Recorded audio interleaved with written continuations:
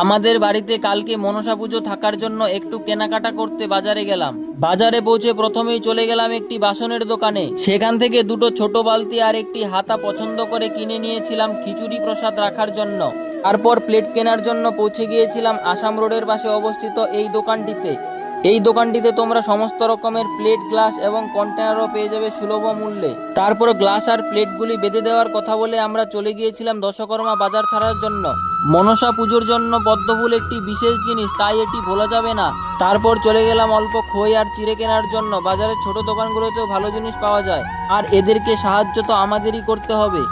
রাস্তার পাশে সাজিয়ে রেখেছিল এই সুন্দর সুন্দর প্রতিমাগুলি, যা দেখতে ভীষণ ভালো লাগছিল।